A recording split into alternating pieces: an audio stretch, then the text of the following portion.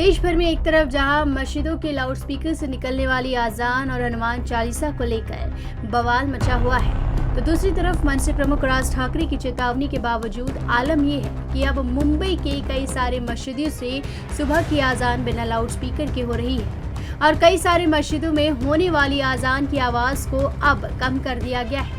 तो वहीं मुंबई के मेमन शेख रोड पर स्थित जुमा मस्जिद ट्रस्ट के मेंबर शोएब खतीब द्वारा एक ऐसा ऐप बनाया जा रहा है जहां देश के मुसलमान किसी भी मस्जिदों से निकलने वाली आजान को अपने इस ऐप के माध्यम से अपने मोबाइल फोन से सुन सकते हैं।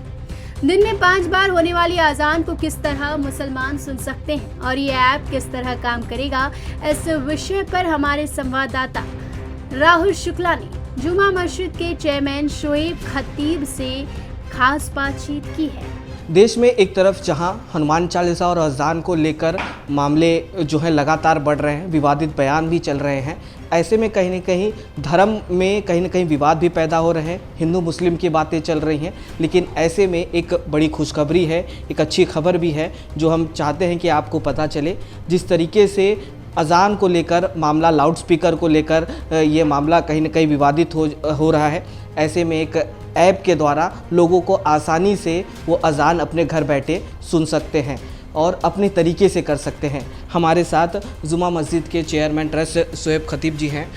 सर, किस तरीके का ऐप है और अब जिस तरीके का मामला चल रहा है, लाउडस्पीकर पे अजान बताया जा रहा था, लोगों को दिक्कतें हो रही थी, आपने क्या इसके बारे में सोचा और ये ऐप बनाया है?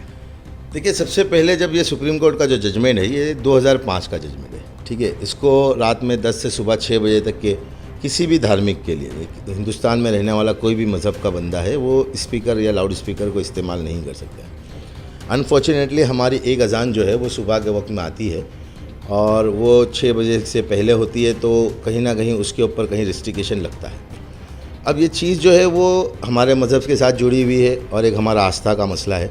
अजान असल चीज़ तो ये है कि लोगों को ये बताना है कि नमाज का वक्त हो गया, ना कि लोगों को डिस्टर्बेंस करना है, ना कि हमारे को कोई दूसरा वॉल्यूशन करना है। लेकिन अब कहीं ये चीज़ आई है और हम इस मुल्क में रहते हैं और इस मुल्क में रहने का हमारा ये फ़र्ज़ बनता है कि हमारे को इसके मुल्क के कवानीन को मानना है। तो हुकूमत ने एक चीज़ को हमको कहा कि भाई ठीक है, ये चीज़ नहीं हो सकती है, तो उसके लिए कहीं ना कहीं दूसरा ऑप्शन ज़रूरी है, क्योंकि हम हमारे मज़हब से जुड़े हुए लोग हैं और ये चीज़ हमारी ज़िंदगी में ज़रूरी है। और अज़ान जो है वो सिर्फ नमाज के लिए बुलाने के अलावा एक उसमें अल्लाह की बड़ाई, अल्लाह की किबराई रहती है, एक हमारे सुकून का मियार रहता है और एक चीज़ हमारे जहन में आती है कि इससे बरकतें उतरती है, जो एक अच्छी चीज़ है। हर धर्म में कोई ना कहीं जैसे कोई आरती वगैरह रहती है कि ये करने से हमको सुकून मिलता है, हमारे रूह को सुकून मिलता है। उसी तरीके से जब हम अज़ान सुनते हैं तो हमको ये लगता है कि ये हमारे लिए सुकून का बास है।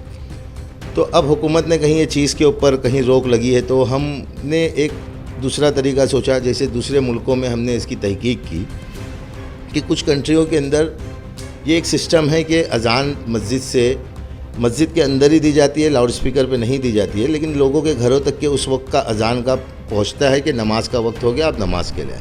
अब वो तरीका क्या है और वो चीज़ें क्या है, उसको समझना बहुत ज़रूरी था। उसको समझने के लिए हमने उस चीज़ की तहकीक की, टेक्नीशियन को बुलाया गया, तो एक चीज़ पता चली कि ये पॉसिबल है और ये कर सकते हैं, तो उसी के ऊपर हमने काम किया है। तो आपने ये जो ऐप बनाया है वो ऐप किस तरीके का है और लोग अगर अजान सुनना चाहते हैं तो किस तरीके से सुन सकते हैं, कैसे वो घर बैठे अजान सुन सकते हैं बिना लाउड स्पीकर के? देखिए, मैं आपको एक सबसे पहले एक मिसाल दूँ कि आज टेक्नोलॉजी बहुत बेहतरीन हो गई है और काफ़ी अच्छी टेक्नोलॉजी है।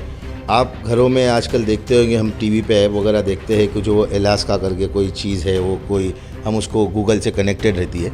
उसी तरीके से हम एक ऐप बनाने की कोशिश कर रहे हैं कि वो एक सिस्टम रहेगा लोगों के घरों में और वो ऐप को एक्टिव करके वो जब उससे कनेक्ट कर लेंगे हमारे सिस्टम के साथ में, तो जब वो अज़ान का टाइम होगा तो वो हमारा जब मुअज्जिन अज़ान देने के लिए जाएगा तो वो ऑटोमेटिकली वो अपने घर के अंदर वो सिस्टम के अंदर अज़ान सुन सकते हैं।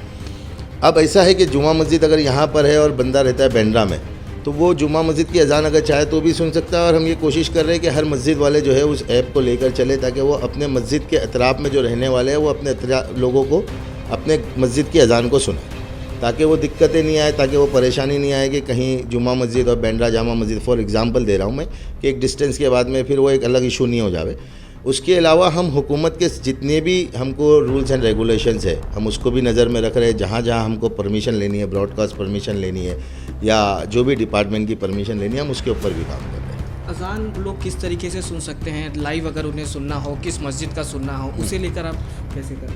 वो जो ऐप रहेगा वो सब्सक्रिप्शन रहेगा। आपको अगर आपने सब्सक्राइब किया है तो वो आप जब अपने सिस्टम के अंदर, हम एक सिस्टम बना रहे हैं, जब मौज़िन अजान देने खड़े होंगे तो वो ऑटोमेटिकली वो एक्टिव हो जाएगा और उसका जो भी रहेगा आप उसको लाइव सुन सकते हैं। जिस मस्जिद के अंदर वो चीज़ को हम डालेंगे या जिस मस्जिद से हम उस सिस्टम को कनेक्ट करेंगे, वो मस्जिद के अतराफ़ के लोग जब भी उस सब्सक्राइब को एक्टिव करेंगे तो वो ऑटोमेटिकली उसको सुन सकते हैं।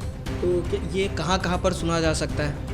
अब ये तो हर मस्जिद के ज़िम्मेदार या लोगों को है कि वो अपने एरिया के अंदर इस चीज़ को एक्टिव करते कि नहीं करते। लेकिन हम जब ये ऐप बन जाएगा तो हम तमाम मस्जिद के, मुंबई के जितने भी मस्जिद के ट्रस्टियान हैं, हम उनको बनाकर इसको डेमो देंगे और अगर वो चाहे तो इसको अपने तरीके से अपने यूज़ में ले सकते हैं। आपने ये कहाँ कैसे शुरुआत किया, क्यों आपने सोचा कि अजान जो है ऐप के द्वारा होना चाहिए? क्योंकि लाउड स्पीकर पे तो अजान तो होता ही था, तो आपने ये कैसे सोचा कि आप ऐप के द्वारा होना चाहिए? देखिए, सबसे पहले लाउड स्पीकर पे अजान होता था, उस वक्त हम आज़ादाना तौर पे अजान देते थे। अब एक रिस्ट्रिक्शन आ गई सुबह रात में 10 से सुबह 6 तक की। उसके बाद में एक रिस्ट्रिक्शन आ गई है कि आपको वॉल्यूम जो है एक लिमिटेड लेशन में रखना है। अब अजान जो है, जो वॉल्यूम लिमिटेशन दी गई है वो मस्जिद से बाहर तक के नहीं जा सकती है क्योंकि वो इतनी कम रेंज के ऊपर है। मैं बताया, अजान का मकसद ये है कि लोगों को ये बतलाना है कि नमाज का वक्त हो गया। आज टेक्नोलॉजी तो खैर हमारे ऐप से पहले ही कई ऐप ऐसे बन चुके हैं जो नमाज के वक्त में ऑटोमेटिकली मोबाइल में जो लोग एक्टिव करते हैं वो भी बजना शुरू हो जाती है या कहीं पे कोई चीज़ हो जाती है। लेकिन हमारा इस्लाम के अंदर हमारे लिए अजान बहुत इम्पोर्टेंट मायने रखता है और ये चीज़ें वक्त के साथ में ख़त्म ना हो। सबसे असल चीज़ तो ये है कि अगर फ़जर की अजान बंद हो गई तो आने वाले हमारी नस्लों को ये चीज़ें ज़िंदा रखनी है, हमारे मज़हब को, क्योंकि हम इस मुल्क में रहते हैं तो हमारा हक़ बनता है मज़हब को मानने का पूरा आज़ादाना तौर पे। अगर हुकूमत ने कहीं पे कोई चीज़ को सोच के रिस्ट्रिक्शन लगाई है तो हम उसको भी फॉलो करते हैं। लेकिन कहीं ना कहीं किसी चीज़ को ज़िंदा रखना अपने मज़हब के अंदर, उस चीज़ की अपनी बका अपने आने वाली नस्लों के लिए, तो उसकी भी तो कहीं ना कहीं फ़िक्र करना पड़ेगी। तो इसी को मद्देनज़र रखते हुए हमने ये चीज़ के ऊपर अमल किया है।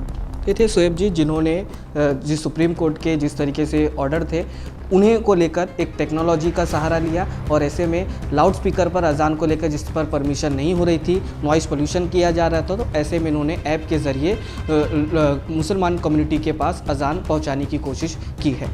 मुंबई से राहुल शुक्ला, मेट्रो मुंबई न्यूज़।